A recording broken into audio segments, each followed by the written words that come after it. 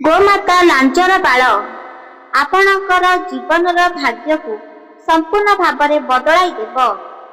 ଏହି ଲାଞ୍ଜର ବାଳ କୌଣସି ଛୋଟିଆ ହୋଇନଥାଏ। ଶାସ୍ତ୍ରରେ ଏହି ବିଷୟରେ ଉଲ୍ଲେଖିତ ରହିଛି।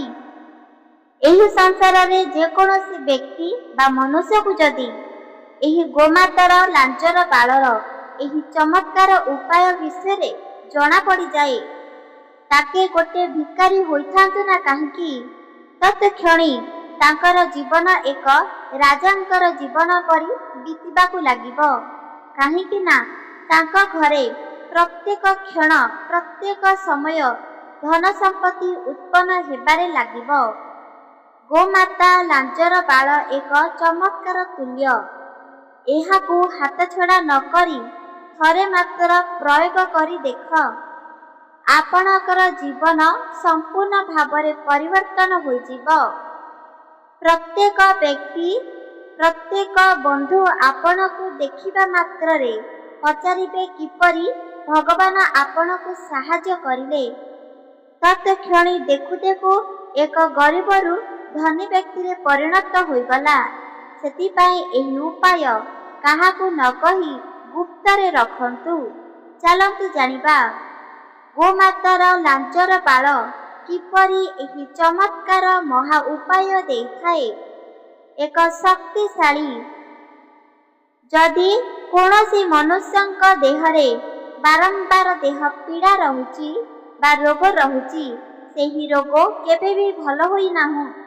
ରୋଗ ଯଦି ବିଲକୁଲ ମଧ୍ୟ ଭଲ ହେଇପାରୁନାହିଁ, ତାହେଲେ ମଧ୍ୟ ଏହି ଉପାୟ ମନେ ରଖ। ଗୋମାତାର ଲାଞ୍ଜର ବାଳରେ ପ୍ରତ୍ୟେକ ରୋଗ ଦେଖୁ ଦେଖୁ ଗାୟବ ହୋଇଯିବ। ଆଉ ରୋଗ କୌଣସି ବି ବଡ଼ରୁ ବଡ଼ ରୋଗ ହେଉଥାଉ ନା କାହିଁକି ଶରୀରକୁ ସ୍ପର୍ଶ କରିପାରିବ ନାହିଁ। ଶରୀର ଏକ ମଜବୁତ ହୋଇଯିବ। ଚାଲନ୍ତୁ ଗୋମାତାର ଲାଞ୍ଜର ବାଳର ଏହି ଚମତ୍କାର ଉପାୟ କେବଳ ଆମେ ଶାସ୍ତ୍ରରୁ ଜାଣିପାରିବା। ତ ସର୍ବପ୍ରଥମେ ଜାଣି ରଖ, ଶାସ୍ତ୍ରୟ ତୁଲ୍ୟ ଏକ ଶ୍ରେଷ୍ଠ ବଚନ। ପ୍ରତ୍ୟେକ ମନୁଷ୍ୟ ଯଦି ଏହି ଶାସ୍ତ୍ର ପଥରେ ଚାଲନ୍ତି, ତାଙ୍କ ଘରେ କେବେ ବି ଅଭାବ ଦେଖିବାକୁ ମିଳିନଥାଏ। ସେଥିପାଇଁ ଏହି ଲାଞ୍ଜର ବାଳ ବିଷୟରେ ଆପଣ ନିହାତି ଭାବରେ ଗୁପ୍ତ ରଖନ୍ତୁ। ଆଉ ଏହି ଚମତ୍କାର ହୋଇଯାଏ। ଏହି ଚମତ୍କାର ଆପଣ ନିଜ ନୟନରେ ମଧ୍ୟ ଦେଖିପାରିବେ। ସେଥିପାଇଁ ଚାଲନ୍ତୁ ପ୍ରକୃତ ସତ୍ୟ ବଚନ ଜାଣିବା। ଗୋମାତା ଭଗବାନ ତୁଲ୍ୟ ହୋଇଥାଏ। ଯେଉଁ ବ୍ୟକ୍ତି ପ୍ରତ୍ୟେକ ମନ୍ଦିରକୁ ଗମନ କରିପାରୁନାହାନ୍ତି, ପ୍ରତ୍ୟେକ ଦିନ ପୂଜା ପାଠ ଜପ ତପ କୌଣସି କାର୍ଯ୍ୟ କରିପାରୁନାହାନ୍ତି, କିମ୍ବା କୌଣସି ତୀର୍ଥ କିମ୍ବା କୌଣସି ଧାମ ମଧ୍ୟ ଗମନ କରିପାରୁନାହାନ୍ତି, ଯଦି ସେହି ବ୍ୟକ୍ତି ଗୋମାତାକୁ ପ୍ରତ୍ୟେକ ଦିନ ପ୍ରଣାମ କରନ୍ତି, ଗୋମାତାକୁ କିଛି ଭୋଜନ ଦେଇଥାନ୍ତି, ଗୋମାତାକୁ ସାହାଯ୍ୟ କରିଥାନ୍ତି ବା ଧ୍ୟାନ ରଖିଥାନ୍ତି, ସେହି ବ୍ୟକ୍ତିକୁ କୌଣସି ଭଗବାନ ପାଖକୁ ଯିବାକୁ ପଡ଼ିନଥାଏ। ବରଂ ଭଗବାନ ତାଙ୍କ ପାଖକୁ ଆସିଥାନ୍ତି ଆଉ ପ୍ରତ୍ୟେକ କ୍ଷେତ୍ରରେ ସାହାଯ୍ୟ ମଧ୍ୟ କରିଥାନ୍ତି। ଆଜିକାଲି ଲୋକମାନେ ତ ଗୋମାତାକୁ ରଖୁନାହାନ୍ତି କିମ୍ବା ଗୋମାତାର କୌଣସି ଦାୟିତ୍ୱ ନେଇ ପାରିନାହାନ୍ତି। କିନ୍ତୁ ଶାସ୍ତ୍ରରେ ଏପରି ଉଲ୍ଲେଖିତ ରହିଛି। ପଦ୍ମ ପୁରାଣ କହେ, ଯେଉଁ ଘରେ ଗୋମାତା ରଖାଯାଏ, ସେହି ଘରେ ସଦା ସର୍ବଦା ଲକ୍ଷ୍ମୀ ନାରାୟଣଙ୍କର ବାସ ହୋଇଥାଏ। ସେହି ଘରକୁ କୌଣସି ଶତ୍ରୁର ଭୟ, ଗୁଣି ତାନ୍ତ୍ର ମନ୍ତ୍ର ବିଲକୁଲ ବି ପ୍ରବେଶ କରିପାରିବ ନାହିଁ। ଏହି ଉପାୟ ପ୍ରତ୍ୟେକ ବ୍ୟକ୍ତି ଜାଣିବା ଅତି ଆବଶ୍ୟକତା ହୋଇଥାଏ। ଆପଣ ନିହାତି ଭାବରେ ଦେଖିଥିବେ, ଗାଁ ମାନଙ୍କରେ ଯାହା ଘରେ ମଧ୍ୟ ଗୋମାତା ରଖନ୍ତି, ଗୋମାତାଙ୍କର ସେବା କରନ୍ତି, ତାଙ୍କ ଘରେ କେବେ ବି ଅନ୍ନର ଅଭାବ, ଧନର ଅଭାବ ଦେଖା ଦେଇନଥାଏ। ଆଜି ସେମାନେ ଗୋଟିଏ ଭିକାରୀ ହୋଇଥିଲେ ମଧ୍ୟ କାଲି ସକାଳେ ଏକ ଧନୀ ବ୍ୟକ୍ତି ମଧ୍ୟ ହୋଇଥାଏ। ଘରେ ଯଦି ଗୋଟିଏ ଟଙ୍କା ଥାଏ, କାଲି ସକାଳେ ହଠାତ୍ ତାଙ୍କ ଘରେ ଧନ ସମ୍ପତ୍ତି ଆବିର୍ଭାବ ହୋଇଥାଏ। ଏକଥା ଯେଉଁ ବ୍ୟକ୍ତି ଗୋମାତାକୁ ରଖନ୍ତି, ଧ୍ୟାନର ସହିତ ପୂଜା ଆରାଧନା ସହିତ ମାନନ୍ତି, ଗୋମାତା କୌଣସି ପଶୁ ନୁହଁ ବରଂ ଗୋମାତା ଆମ ମା ପରି। ପ୍ରତ୍ୟେକ ଦିନ ଆମରକୁ ସେବନ କରିବା ପାଇଁ ବା ପାନୀୟ କରିବା ପାଇଁ ଅମୃତ କ୍ଷୀର ଦେଇଥାଏ। ଦ୍ୱିତୀୟ ହେଉଛି ଗୋମାତା ମା ସାଙ୍ଗେ ସାଙ୍ଗେ ଭଗବାନ ମଧ୍ୟ ମାନନ୍ତି। ଯେଉଁ ବ୍ୟକ୍ତି ତାଙ୍କ ଘରେ ରାଜାଙ୍କର ଯେପରି ଧନ ରତ୍ନ ମୋତି ମାଣିକ ରହିଥାଏ, ଏହି ଲୋକ ଘରେ ମଧ୍ୟ ସେହିପରି ଜିନିଷ ଆବିର୍ଭାବ ହୋଇଥାଏ। ସେଥିପାଇଁ କିଛି ବ୍ୟକ୍ତି ଅଛନ୍ତି ଗୋମାତାକୁ ପଶୁ ବୋଲି ଭାବନ୍ତି, ଗୋମାତାକୁ କୌଣସି ପ୍ରାଣୀ ବୋଲି ଭାବନ୍ତି ନାହିଁ, ଆଉ ତାକୁ ବହୁତ କଷ୍ଟ ଦେଇଥାନ୍ତି। ଜାଣି ରଖ, ଆମେ ଯେମିତି କ୍ଷୁଧା ଲାଗେ, ଆମକୁ ଯେମିତି ଜଳ ଖାଦ୍ୟର ଆବଶ୍ୟକତା ପଡ଼ିଥାଏ, ଆମଠୁ ଅଧିକ ଗୋମାତାକୁ ଆବଶ୍ୟକତା ପଡ଼ିଥାଏ। ସେଥିପାଇଁ ସମସ୍ତଙ୍କୁ ସମାନ ଦେଖିବା। ଗୋମାତା କୌଣସି ଗୋଟିଏ ପ୍ରାଣୀ ନୁହଁ। ଏହି ଗୋମାତା ଆପଣଙ୍କର ଜୀବନର ଭାଗ୍ୟକୁ ସମ୍ପୂର୍ଣ୍ଣ ଭାବରେ ବଦଳାଇ ଦେଇଥାଏ। ଶାସ୍ତ୍ର କହେ, ଚାଲନ୍ତୁ ଏହି ସୁନ୍ଦର ତଥ୍ୟ ଆପଣ ଶ୍ରବଣ କରନ୍ତୁ। ଆପଣଙ୍କ ଘରକୁ ଚାଲି ଚାଲି ଆସିଯିବ ଧନ ସମ୍ପତ୍ତି। ଯେତେ ମଧ୍ୟ ଆପଣଙ୍କ ଘରେ ଥିବ ନକାରାତ୍ମକ ଶକ୍ତି ଆଉ ରୋଗ ସବୁକିଛି ଦୂରେଇ ଯିବ। ସେଥିପାଇଁ ଏହି ତଥ୍ୟକୁ ମନେ ରଖନ୍ତୁ। ଗୋଟିଏ ଭିକ୍ଷକ ପ୍ରତ୍ୟେକ ଦିନ ଦେବଦେବ ମହାଦେବଙ୍କୁ ପୂଜା ଆରାଧନା କରୁଥିଲେ। ତାଙ୍କ ଭକ୍ତି ବହୁତ ଅଧିକ ଥିଲା। ସମସ୍ତଙ୍କୁ ସମାନ ଭାବୁଥିଲେ ଭିକାରୀ। ଯେକୌଣସି ଗ୍ରାମକୁ ଭ୍ରମଣ କରୁଥିଲେ, ଆଉ କିଛି ନା କିଛି ତା ସାଥିରେ ଖାଦ୍ୟ ବା କୌଣସି ଧନ ଆଣୁଥିଲେ। ସେହି ଧନ ଖାଦ୍ୟ ନିଜେ ସେବନ କରିବା ପାଇଁ ଆଣିବା ବେଳୁ ଯଦି କୌଣସି ଭୋକିଲା ପଶୁ ପକ୍ଷୀକୁ ଦେଖନ୍ତି କିମ୍ବା କୌଣସି ମନୁଷ୍ୟଙ୍କୁ ଦେଖନ୍ତି, ସେହି ଖାଦ୍ୟ ତାଙ୍କୁ ସର୍ବପ୍ରଥମେ ଦେଇଦିଏ, ତା ସାଥିରେ ଧନ ମଧ୍ୟ ପ୍ରଦାନ କରିନିଏ। ଭିକାରୀର ବାପା ମା ନଥିଲା, କୌଣସି ସଦସ୍ୟ ଲୋକ ସମ୍ପର୍କୀୟ ଲୋକ ମଧ୍ୟ ନଥିଲା। ଭିକାରୀ କେବେ ବି ବିବାହ କରିନଥିଲେ। ସେଥିପାଇଁ ତାଙ୍କ ପାଖରେ କେହି ବି ନିଜର ବୋଲି ଜଣେ ନଥିଲା। କେବଳ ଭଗବାନଙ୍କୁ ନିଜର ଭାବୁଥିଲେ। ଯେଉଁଦିନ ଭିକାରୀକୁ ଖାଇବାକୁ ମିଳିବ, ସେଦିନ ସିଏ ପ୍ରତ୍ୟେକ ବ୍ୟକ୍ତିକୁ ବାଣ୍ଟନ୍ତି, ନିଜେ ମଧ୍ୟ ସେବନ କରନ୍ତି ଯଦି ଅଧିକ ମାତ୍ରାରେ ମିଳିଥାଏ। ଯଦି ଗୋଟିଏ ଦିନ କମ୍ ମାତ୍ରାରେ ମିଳିଥାଏ ଭୋଜନ, ତାହେଲେ ଅନ୍ୟକୁ ସେବନ କରିବା ପାଇଁ ଦେଇଦିଏ, ନିଜେ ଭୋକିଲା ରହିଥାଏ। ଯେଉଁଦିନ କିଛି ନ ମିଳିଥାଏ, ତାହେଲେ ସିଏ ନିଜେ ସେବନ କରିନଥାଏ କିମ୍ବା ଅନ୍ୟକୁ ମଧ୍ୟ ଦେଇନଥାଏ। ଭଗବାନଙ୍କୁ ପତ୍ର ସେବନ କରିବା ପାଇଁ ଦେଇଥାଏ, ସିଏ ମଧ୍ୟ ଯେକୌଣସି ପତ୍ରକୁ ସେବନ କରିନିଏ। ପ୍ରତ୍ୟେକ ଦିନ ଭଗବାନଙ୍କୁ କହିଥାଏ, ମୋର କେତେଦିନ ଏହି ଭିକାରୀ ଜୀବନ ବିତିବାକୁ ପଡ଼ିବ ପ୍ରଭୁ। ମୋର ପୂଜା କାର୍ଯ୍ୟରେ ତୁମେ କାହିଁକି ସନ୍ତୁଷ୍ଟ ହୋଇପାରୁନାହାନ୍ତି? ମୁଁ ପ୍ରତ୍ୟେକ ଭଗବାନଙ୍କୁ ମାନନ୍ତି, ପ୍ରତ୍ୟେକ ଭଗବାନଙ୍କୁ ନିଜ ଅନ୍ତର ସହିତ ପୂଜା କରୁଛି, ତଥାପି ମୋ ଜୀବନର ଭାଗ୍ୟ କେବେ ବି ବଦଳି ପାରୁନାହିଁ। ମା ପାର୍ବତୀ ମା ମହାଦେବକୁ କହିଲେ, ଏହି ଭକ୍ତକୁ ସାହାଯ୍ୟ କରିବାକୁ ପଡ଼ିବ। ଏହି ଭକ୍ତ ତା ଅନ୍ତରରୁ ସମସ୍ତଙ୍କୁ ସମାନ ଦେଖୁଛି। ଭୋକିଲା ଲୋକର ପେଟକୁ ଦାନା ଦଉଛି। ଏମିତିକା ଭକ୍ତ ଭଗବାନ ପାଇ ଧନ୍ୟ ହୋଇଯିବେ। ମା ପାର୍ବତୀ ମାଙ୍କର କଥା ଶୁଣି ମହାଦେବ କହିଲେ, ତାହେଲେ ଚାଲନ୍ତୁ ଚାଲିଯିବା ସେହି ଭିକାରୀକୁ ବରଦାନ ପ୍ରଦାନ କରିବା ପାଇଁ। ସେଠାରେ ମା ପାର୍ବତୀ ମା ଆଉ ମହାଦେବ ଆସିଲେ। ଭିକାରୀକୁ ଏକ ଅନ୍ୟ ରୂପ ପରିବର୍ତ୍ତନ କରି ଦର୍ଶନ ଦେଲେ। ଭିକାରୀ ଚିହ୍ନି ପାରିନଥିଲା ଦେବଦେବ ମହାଦେବ ତା ସାଥିରେ ମା ପାର୍ବତୀ ମା ଆସିଛନ୍ତି। ଭିକାରୀଟିଏ ଦେଖିଲେ ବୁଢ଼ା ବାପା ମାଟିଏ ଏହି ବାଟ ଦେଇ ଯାଉଛନ୍ତି। ସାଙ୍ଗେ ସାଙ୍ଗେ ଭିକାରୀ କହିବାକୁ ଲାଗିଲେ, ତୁମେ କେଉଁ ଦିଗକୁ ବା କେଉଁ ଗ୍ରାମକୁ ଯାଉଛନ୍ତି ବାପା ମା? ମୁଁ ତୁମକୁ ନେବାରେ ସାହାଯ୍ୟ କରିବି। ଦେବଦେବ ମହାଦେବ ମାତା ପାର୍ବତୀ ମା କହିବାକୁ ଲାଗିଲେ, ହଁ ପୁଅ, ତୁ ଆମିତିକି ସାହାଯ୍ୟ କରିବୁ ତାହେଲେ ଚାଲେ। ଏହି ଅରଣ୍ୟରେ ବହୁତ ହିଂସ୍ର ଜନ୍ତୁ ରହିଛି। ବାଘ, ଭାଲୁ ବିଭିନ୍ନ ପ୍ରକାର ରହିଛି। ଦେଖିବା କ୍ଷଣି ସାଙ୍ଗେ ସାଙ୍ଗେ ତତ୍କ୍ଷଣି ଆମକୁ ସେବନ କରିନେବ। ସେଥିପାଇଁ ତୁ ବିଲକୁଲ ମଧ୍ୟ ଆମ ଚିନ୍ତା କରେ ନାହିଁ, ଆଉ ତୁ ଏଠାରୁ ଚାଲିଯା, ଆମେ ନିଜେ ଯିବୁ। ଏକଥା ଶୁଣି ଭିକକଟି ଭାବିଲା, ବାପା ମାଆର ଯଦି କୌଣସି ହିଂସ୍ର ଜନ୍ତୁ ସେବନ କରିଦେବ ତାହେଲେ ମୋତେ ମଧ୍ୟ ପାପ ଲାଗିବ, କାହିଁକି ନା ଜାଣିଶୁଣି ବାପା ମାଆକୁ ମୁଁ ସାହାଯ୍ୟ କଲି ନାହିଁ। ଏମିତି ବିଚାର କରି ଭିକକ କହିଲେ, ନା ବାପା ମା, ମୁଁ ଯିବି, ତୁମକୁ ସାହାଯ୍ୟ କରିବି।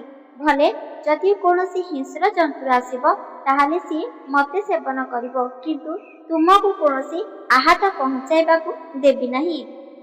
ଏକଥା ଶୁଣି ଜଙ୍ଗଲ ମାଧ୍ୟମରେ ପାର ହେବା ପାଇଁ, ଅନ୍ୟ ଗ୍ରାମକୁ ନେବା ପାଇଁ ଭିକକଟିଏ ମା ପାର୍ବତୀ ମହାଦେବଙ୍କ ସାଥିରେ ଚାଲିଗଲା।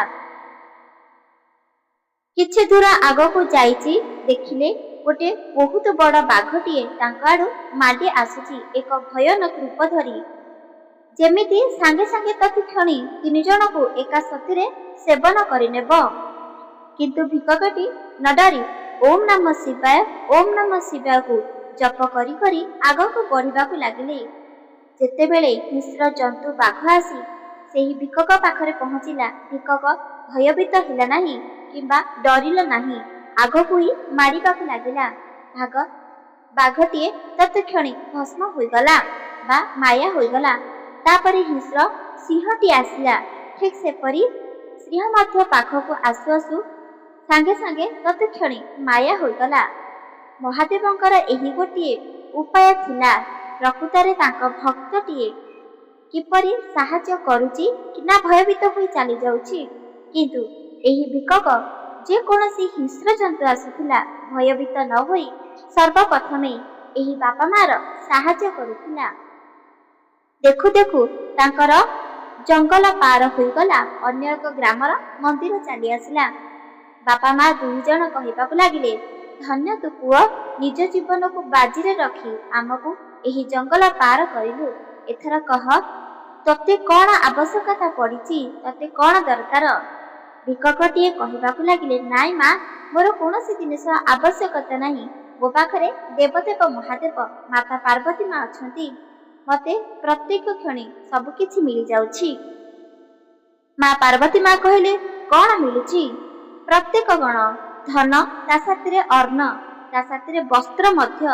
ଯାହା ମୁଁ ସେବନ କରୁଛି, ଅନ୍ୟ ଲୋକକୁ ବାଣ୍ଟୁଛି, ମହାଦେବକୁ ଦଉଛି। ମୋର ଆଉ କୌଣସି ଜିନିଷ ଆବଶ୍ୟକତା ପଡ଼ିନାହିଁ। ମା ପାର୍ବତୀ ମା ମହାଦେବ କେତେ ମଧ୍ୟ ବର ଚାଖିଲେ, କିନ୍ତୁ ସେହି ଭିକକଟି ମନା କରିଲେ। ତାପରେ ମା ପାର୍ବତୀ ମା କହିଲେ, ଠିକ୍ ଅଛି, ତୁ ଯଦି ଚାହୁଁଛୁ ତୋ ପାଖରେ ଏହି ସବୁ ଜିନିଷ ଅଛି, ଆଉ ଆଜି ପର୍ଯ୍ୟନ୍ତ ଆଉ ଆଗକୁ ମଧ୍ୟ ରହିବ। ତୁ ଯାହା ଚାହିଁବୁ ତତେ ମିଳିଯିବ। ଏକଥା କହି ବାପା ମା ଦୁହେଁ ମାୟାରେ ଅନ୍ତର୍ଧାନ ହୋଇଗଲେ।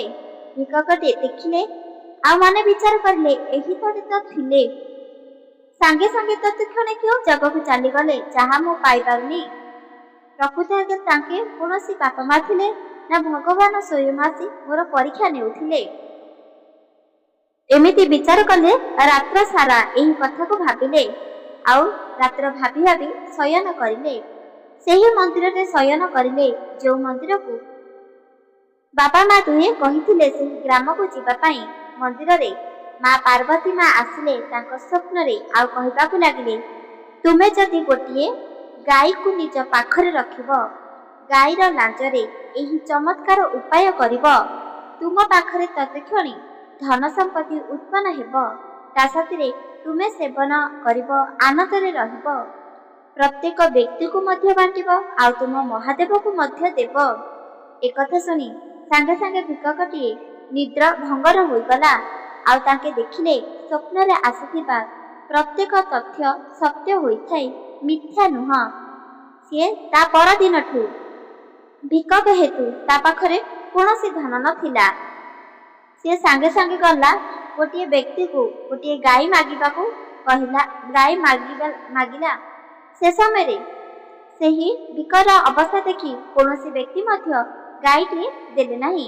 ମା ସରସ୍ୱତୀ ଏକ ବ୍ୟକ୍ତିର କଣ୍ଠରେ ବିରାଜମାନ ହେଲେ। ମା ପାର୍ବତୀଙ୍କର ଆଦେଶରେ ସେହି ବ୍ୟକ୍ତିଟିଏ ଗୋମାତାକୁ ସେହି ଭିକ୍ଷକଟିକୁ ଦେଇଦେଲେ। ଗୋମାତାକୁ ଯେତେବେଳେ ନିଜ ପାଖରେ ରଖିଲେ ଭିକ୍ଷକ ତାର ବହୁତ ସେବା ଯତ୍ନ କଲେ ଆଉ ଗାଈର ଲାଞ୍ଜରେ ଚମତ୍କାର ମଧ୍ୟ କରିଲେ। ଦେଖୁ ଦେଖୁ ଗୋମାତାର ଆସିବା କ୍ଷଣି ଧୀରେ ଧୀରେ କରି ଭିକ୍ଷକର ପାଖରେ ଅଧିକରୁ ଅତ୍ୟଧିକ ଧନ ବଢ଼ିବାରେ ଲାଗିଲା। ଧୀରେ ଧୀରେ କରି ଭିକ୍ଷକ ଏକ ବହୁତ ବଡ଼ ମହଲ ଖୋଲିଲା ଆଉ ସେହି ମହଲରେ ପ୍ରତ୍ୟେକ ବ୍ୟକ୍ତିଙ୍କ ପାଇଁ ଅନ୍ନ ଭଣ୍ଡାର ଖୋଲିଲା। ରାତି ଦିନ 24 ଘଣ୍ଟା ଅନ୍ନ ପ୍ରସ୍ତୁତ ହେଲା। ପ୍ରତ୍ୟେକ ବ୍ୟକ୍ତି ସାଥିରେ ପଶୁ ପକ୍ଷୀ ମଧ୍ୟ ସେବନ କରିବାକୁ ଲାଗିଲେ। ଦେବଦେବ ମହାଦେବଙ୍କ ପୂଜାରେ ମଧ୍ୟ ଲାଗିଲେ। ତାପରେ କିଛି ବ୍ୟକ୍ତି ନିଜ ଶରୀର ବହୁତ ଆହତ ପୀଡ଼ା ଧରି ଆସିଥିଲେ, ଯାହାକି ଏହି ଭିକ୍ଷକଟି ଦେଖିଲେ ଆଉ ଜାଣିପାରିଲେ ଯେ ଆ ଶରୀରରେ ବହୁତ କଷ୍ଟ ଆଉ ପୀଡ଼ା ରହିଛି। ପୁଣି ଥରେ ମହାଦେବଙ୍କ ପାଖକୁ ଗଲେ, ଦୁଇ ନେତ୍ରକୁ ବନ୍ଦ କଲେ ଆଉ ଏକଥା କହିଲେ, ହେ ପ୍ରଭୁ, ଭୋଜନ କରିବାକୁ ପ୍ରତ୍ୟେକ ବ୍ୟକ୍ତି ଆସନ୍ତି ଆଉ ତାଙ୍କର ଏପରି ଦୁଃଖ ଦେଖି ମୁଁ ସହ୍ୟ କରିପାରୁନାହିଁ। ମୋତେ ସାହାଯ୍ୟ କରନ୍ତୁ। ମୁଁ କେଉଁ କାର୍ଯ୍ୟ କରିବି ଯାହାଦ୍ୱାରା କି ତାଙ୍କର ରୋଗ ସବୁଦିନ ପାଇଁ ଦେହରୁ ଚାଲିଯିବ? ମହାଦେବ ତାଙ୍କ ସ୍ୱପ୍ନରେ ଆସି କହିଲେ, ଯଦି କୌଣସି ବ୍ୟକ୍ତି ଗାଈର ଲାଞ୍ଜର ଚୁଟି ଏହିପରି ଗୋଟିଏ ଉପାୟ କରିବେ ତାହେଲେ ଦେଖୁ ଦେଖୁ ତାଙ୍କର ରୋଗ ସବୁଦିନ ପାଇଁ ଦୂର ହୋଇଯିବ ଆଉ ତାଙ୍କ ଶରୀର ବଜ୍ର ପରି କାର୍ଯ୍ୟ କରିବ। ଏକଥା ଶୁଣି ଭିକ୍ଷକ ଚାଲି ଆସିଲେ। ସ୍ୱପ୍ନ ଅନୁଯାୟୀ ଠିକ୍ ସେପରି ଉପାୟ କରିଲେ। ଏହାଦ୍ୱାରା ପ୍ରତ୍ୟେକ ବ୍ୟକ୍ତି ସେହି ଗ୍ରାମର ଅନ୍ୟ ଅନ୍ୟ ରାଜ୍ୟର ଗ୍ରାମର ମଧ୍ୟ ବ୍ୟକ୍ତି ସୁସ୍ଥ ହୋଇଗଲେ। ସମସ୍ତଙ୍କର ଦେହ ବଜ୍ର ହୋଇଗଲା ଆଉ କୌଣସି ବି ରୋଗ ସ୍ପର୍ଶ କରିପାରିଲା ନାହିଁ। ଏହାଦ୍ୱାରା ସମସ୍ତେ ଖୁସି ହେଲେ। ଏବେ ଜାଣନ୍ତୁ ସେହି ଭିକ୍ଷକକୁ ମା ପାର୍ବତୀ ମହାଦେବ କେଉଁ ବର ପ୍ରଦାନ କରିଥିଲେ। ମା ପାର୍ବତୀ କହିଥିଲେ କି ଗୋଟିଏ ଗୋମାତାକୁ ରଖିବା ପାଇଁ ଆଉ ତାର ସେବା ଯତ୍ନ କରିବା ପାଇଁ, ସେହି ଗୋମାତାକୁ ନିଜର ଭାବିବା ପାଇଁ। ଗୋମାତାର ଚେରକୁ ଯଦି କୌଣସି ବ୍ୟକ୍ତି ଯଦି ଗୋମାତାର ଏହିପରି ବାଳକୁ ଯଦି 7ଟି ବାଳ ଉପାଡ଼ି ଦିଅନ୍ତି, 7ଟି ବାଳକୁ ଗୋଟିଏ ଲାଲ ହୋଇଥିବା କପଡ଼ାରେ ବାନ୍ଧି ରଖନ୍ତି, ତା ସାଥିରେ ଗୋଟିଏ ଟଙ୍କାକିଆ କଏନ୍ ରଖନ୍ତି, ଗୋମାତା ଚାଲି ଯାଇଥିବା ସେହି ବାଲୁକୁ ମଧ୍ୟ ସେହି ଲାଲର କପଡ଼ାରେ ରଖି ଏକ ପୁଟୁଳି ପ୍ରସ୍ତୁତ କରନ୍ତି। ସେହି ପୁଟୁଳିକୁ ନିଜର ପାଖରେ ସଦାସର୍ବଦା ରଖନ୍ତି କିମ୍ବା ନିଜ ଠାକୁର ଘରେ ରଖନ୍ତି। ଭିକ୍ଷକର ତ କୌଣସି ଠାକୁର ଘର ନଥିଲା, ସେଥିପାଇଁ ସିଏ ନିଜ ପାଖରେ ରଖୁଥିଲା। ଦେଖୁ ଦେଖୁ ଭିକାରୀର ଘର ଧନ ସମ୍ପତ୍ତିରେ ବଢ଼ିବାକୁ ଲାଗିଲା। ତା ଘରେ ପ୍ରତ୍ୟେକ କ୍ଷଣ ଉତ୍ପନ୍ନ ହେଲା ଧନ ସମ୍ପତ୍ତି। ସେଥିପାଇଁ ଭିକ୍ଷକ ରାଜାରେ ପରିଣତ ହୋଇଗଲା ଆଉ ପ୍ରତ୍ୟେକ ବ୍ୟକ୍ତିଙ୍କ ପାଇଁ ଅନ୍ନ ଭଣ୍ଡାରଟିଏ ଖୋଲିଦେଲା, ଯାହା ସେହି ଭଣ୍ଡାର ରାତିଦିନ 24 ଘଣ୍ଟା ଚାଲିବାରେ ଲାଗିଲା। ପୁଣି ଥରେ ମା ପାର୍ବତୀ ମା ମହାଦେବ ସ୍ୱପ୍ନରେ ଆସିଲେ। ରୋଗ କିପରି ସବୁଦିନ ପାଇଁ ଦୂର ହୋଇଯିବ ଆଉ ଆଶୀର୍ବାଦ ପ୍ରାପ୍ତ ହେବ, ଏହି ଆଶୀର୍ବାଦ ମଧ୍ୟ ପ୍ରଦାନ କରିଲେ ଆଉ କହିବାକୁ କହିଲେ କି ଯଦି କୌଣସି ବ୍ୟକ୍ତି ରୋଗ ହୋଇଥିବ, ତା ଶରୀରରେ ଡକ୍ଟରକୁ ଦେଖେଇଥିବ, ବୈଦିକକୁ ଦେଖେଇଥିବ, କୌଣସି ବ୍ୟକ୍ତି ମଧ୍ୟ ଭଲ କରିପାରିନଥିବ ବା ଆରୋଗ୍ୟ ହୋଇପାରିନଥିବ, ଯଦି ସେହି ବ୍ୟକ୍ତି ଗୋମାତାର ତିନୋଟି ବାଳକୁ ଏକା ସାଥିରେ ଉପାଡ଼ନ୍ତି, ଭଗବାନଙ୍କୁ ପ୍ରଣାମ କରି ସେହି ଚୁଟିକୁ ଯଦି ନିଜର ଗଳାରେ କିମ୍ବା ନିଜର ଅଣ୍ଟାରେ, ନିଜର ହସ୍ତରେ ଯଦି ବାନ୍ଧନ୍ତି, ଗୋଟେ ଧଳା ହୋଇଥିବା କପଡ଼ା ଭିତରେ ଏହି ଚୁଟିକୁ ରଖି ଯଦି ନିଜ ହସ୍ତରେ, ବେକରେ ନହେଲେ ଅଣ୍ଟାରେ ଯଦି ବାନ୍ଧି ଦିଅନ୍ତି, ତାଙ୍କ ଶରୀରରେ ଯେତେ ମଧ୍ୟ ରୋଗ ଥିବ ସବୁକିଛି ଦୂର ହୋଇଯିବ। ଭଗବାନ ଆଶୀର୍ବାଦ ହେତୁ ପ୍ରତ୍ୟେକ ବ୍ୟକ୍ତିର ଶରୀର ଏକ ବଜ୍ର ପରି କାର୍ଯ୍ୟ କରିବ, କୌଣସି ରୋଗ ମଧ୍ୟ ତାକୁ ସ୍ପର୍ଶ କରିପାରିବ ନାହିଁ। ଏହା ସତ୍ୟ ଅଟେ। ସେହି ଦିନଠାରୁ ଭିକାରୀ ପ୍ରତ୍ୟେକ ବ୍ୟକ୍ତିର ଆନନ୍ଦ ଆଉ ଖୁସି ବାଣ୍ଟିବାକୁ ଚେଷ୍ଟା କରିଲା। ସେହି ଦିନଠାରୁ ସମସ୍ତେ ବହୁତ ଖୁସି ଆଉ ଆନନ୍ଦରେ ରହିବାକୁ ଲାଗିଲେ। ସେଥିପାଇଁ କୁହାଯାଉଛି ସଦା ସର୍ବଦା ବିଶ୍ୱାସ କରନ୍ତୁ, ବିଶ୍ୱାସରେ ଭଗବାନ ହିଁ ବିରାଜମାନ ରହିଥାନ୍ତି। ଆପଣମାନେ ଯଦି ବିଶ୍ୱାସର ସହିତ ଗୋମାତାର ଏହି ଲାଞ୍ଜକୁ ଯଦି 7ଟି ଉପାଡ଼ି ଏକ ଲାଲ କପଡ଼ାରେ ଏହି 7ଟି ରଖନ୍ତୁ, ଗୋମାତା ଚାଲି ଯାଇଥିବା ବାଲିକୁ ରଖନ୍ତୁ, ଏକ ଟଙ୍କାକିଆ କଏନ୍ ଯଦି ରଖିବେ, ପୁଟୁଳି ପ୍ରସ୍ତୁତ କରିଦେବେ। ସେହି ପୁଟୁଳିକୁ ଆପଣ ଯଦି ଭଗବାନଙ୍କ ପାଖରେ ରଖିବେ, ନହେଲେ ନିଜ ପାଖରେ ରଖିବେ, ଦେଖୁ ଦେଖୁ 24 ଘଣ୍ଟା ବିତି ନଥିବ ଆପଣଙ୍କ ଘରେ ଧନ ସମ୍ପତ୍ତି ଉତ୍ପନ୍ନ ହେବ। ଯଦି ରୋଗ କଷ୍ଟ ହୋଇଛି, ତାହେଲେ ସେହି ରୋଗକୁ ଦୂର କରିବାକୁ ଚାହୁଁଥିଲେ, ଗୋଟିଏ ଧଳା କପଡ଼ାରେ 3ଟି ଗାଈର ଲାଞ୍ଜର ଚୁଟିକୁ ଯଦି ଉପାଡ଼ି ସେହି ଧଳା କପଡ଼ାରେ ରଖି ପୁଟୁଳି ପ୍ରସ୍ତୁତ କରି ନିଜ ଅଣ୍ଟାରେ ଲଗାନ୍ତି ବା ବାନ୍ଧନ୍ତି, ନହେଲେ ଗଳାରେ, ନହେଲେ ହସ୍ତରେ, ତାହେଲେ ଯେତେ ମଧ୍ୟ ରୋଗ ଥିବ ସବୁକିଛି ଦୂରେଇଯିବ। ଶତ୍ରୁର ଭୟ ମଧ୍ୟ ରହିପାରିବ ନାହିଁ। ଏକଥା କିପରି ଲାଗିଲା କମେଣ୍ଟ ମାଧ୍ୟମରେ ନିହାତି ଭାବରେ ଜଣାଇ ପାରିବେ। ଏକ ଶାସ୍ତ୍ର ତଥ୍ୟ ସଦାସର୍ବଦା ମନୁଷ୍ୟଙ୍କର କାର୍ଯ୍ୟରେ ଆସିଥାଏ। ବିଶ୍ୱାସରେ ଭଗବାନ ରହିଥାଏ। ବିଶ୍ୱାସର ସହିତ ଏପରି କାର୍ଯ୍ୟ କରନ୍ତୁ, ନିଜ ଜୀବନର ଭାଗ୍ୟକୁ ସବୁଦିନ ପାଇଁ ବଦଳାଇ ଦିଅନ୍ତୁ। ଏକ ଧନବାନ ବ୍ୟକ୍ତି ହୁଅନ୍ତୁ, ସମସ୍ତଙ୍କୁ ସାହାଯ୍ୟ କରନ୍ତୁ, ନିଜେ ଖୁସି ଆନନ୍ଦରେ ରୁହନ୍ତୁ, ଆଉ ସମସ୍ତଙ୍କୁ ଖୁସି ଆନନ୍ଦ ବାଣ୍ଟନ୍ତୁ। ଦେଖନ୍ତୁ, ଆପଣମାନେ ଏକ ଧନୀ ବ୍ୟକ୍ତି ହୋଇଯିବେ। ଆପଣଙ୍କ ପାଖରେ ସର୍ବସ୍ୱ ଧନ ସମ୍ପତ୍ତି, ସୁନା ଅଳଙ୍କାର ମଧ୍ୟ ଉତ୍ପନ୍ନ ହେବାକୁ ଲାଗିବ। 24 ଘଣ୍ଟା ଭିତରେ ଆପଣଙ୍କର ଭାଗ୍ୟର ଜୀବନ ପରିବର୍ତ୍ତନ ହୋଇଯିବ। ଏହା ସତ୍ୟ ଅଟେ। ଶାସ୍ତ୍ର ତଥ୍ୟ କିପରି ଲାଗିଲା କମେଣ୍ଟ ମାଧ୍ୟମରେ ନିହାତି ଭାବରେ ଜଣାଇ ପାରିବେ। ଭିଡ଼ିଓ ଯଦି ଭଲ ଲାଗିଛି ସବସ୍କ୍ରାଇବ୍ ନିହାତି ଭାବରେ କରିବେ। ରାଧେ ରାଧେ ରାଧେ ଶ୍ରୀକୃଷ୍ଣ।